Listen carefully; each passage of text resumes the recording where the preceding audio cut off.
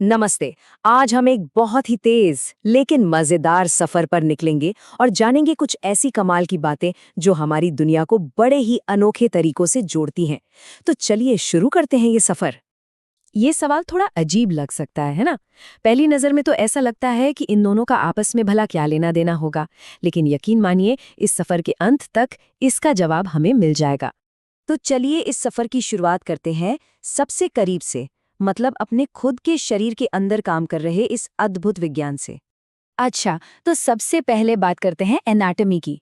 इसे आप समझिए कि ये जिंदगी का एक ब्लूप्रिंट है जो हमें ये समझने में मदद करता है कि आखिर हमारा शरीर बना कैसे है और इसके सारे हिस्से मिलकर काम कैसे करते हैं। हमारा शरीर है ना, किसी केमिकल फैक्ट्री से कम नहीं है जो अंदर ही अंदर कमाल के काम करता रहता है। जैसे कि जब कोई चोट लगती है तो विटामिन के खून का थक्का जमाने में मदद करता है। सूरज की रोशनी की मदद से हमारा शरीर विटामिन डी बनाता है जो हड्डियों के लिए कितना जरूरी है। और हाँ, विज्ञान हमें ये भी बताता है कि एड्स जैसी गंभीर बीमारी HIV नाम के एक वायरस की वजह से होती है।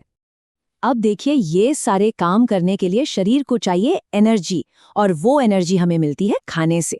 तो हम जो भी खाना खाते हैं उससे मिलने वाली एनर्जी को कैलोरी में नापा जाता है। ये न्यूट्रिशन साइंस का एक बहुत बेसिक कॉन्सेप्ट है। ठीक है, तो शरीर की बात हो गई।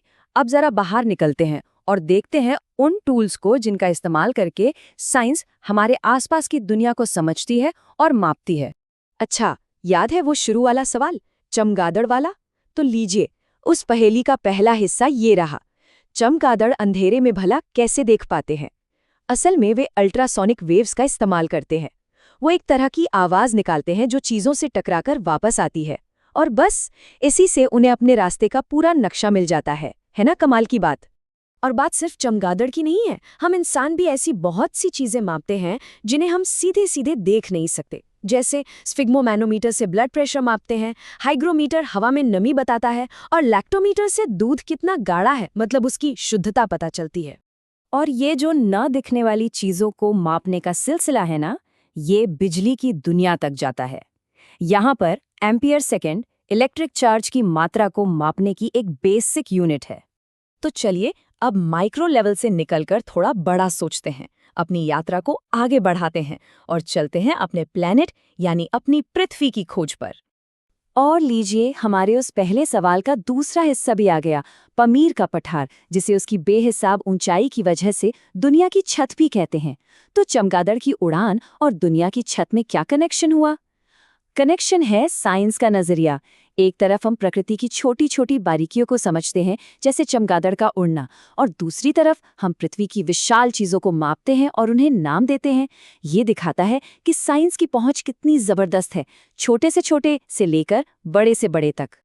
अच्छा, दुनिया की छत से उतरकर अब चलते हैं दुनिया के दूसरे कोने में। दक्षिण अमेरिका में अर्जेंटीना के जो विशाल हरे भरे घास के मैदान हैं, उन्हें पंपास कहा जाता है।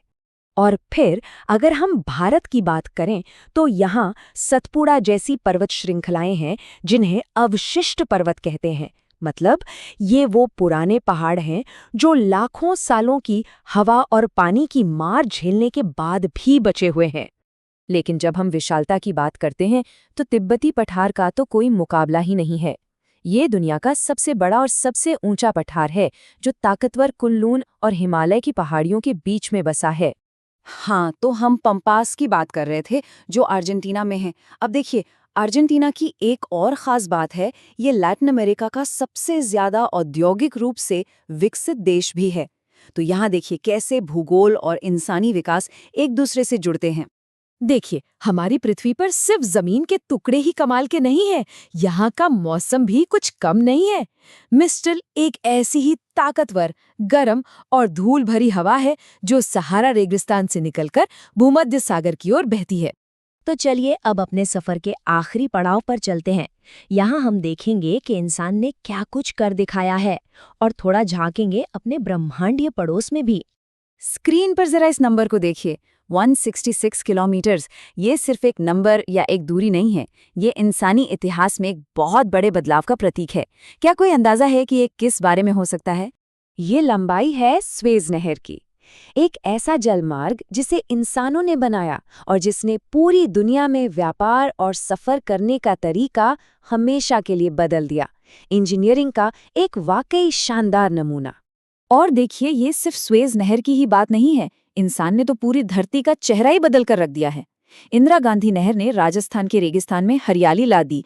टिहरी जैसे बांधों ने नदियों की ताकत को काबू में किया। और कैगा जैसे प्लांट से हमें पता चलता है कि परमाणु से ऊर्जा कैसे बनाई जाती है। चलिए अब जरा धरती से नजर हटाते हैं और अंतरिक्ष की ओर देखते हैं। क्या ये मालूम है कि हमारे सोलर सिस्टम में ही एक ऐसा ग्रह है जिसे अक्सर पृथ्वी का जुड़वा कहा जाता है? ये है शुक्र ग्रह यानी वीनस, जिसका आकार लगभग हमारी पृथ्वी जितना ही है। तो इस पूरे सफर से हम क्या सीखते हैं? यही कि ज्ञान की कोई सीमा नहीं होती। ये हर चीज को जोड़ता है, हमारे शरीर में काम करने वाले विटामिन से लेकर दूर आसमान में चमकते सितारों तक। हर जानकारी एक दूसरे से जुड़ी हुई है। सवाल बस इतना सा है कि हमारी जिज्ञासा हमें अगली किस खोज की तरफ ले जाएगी।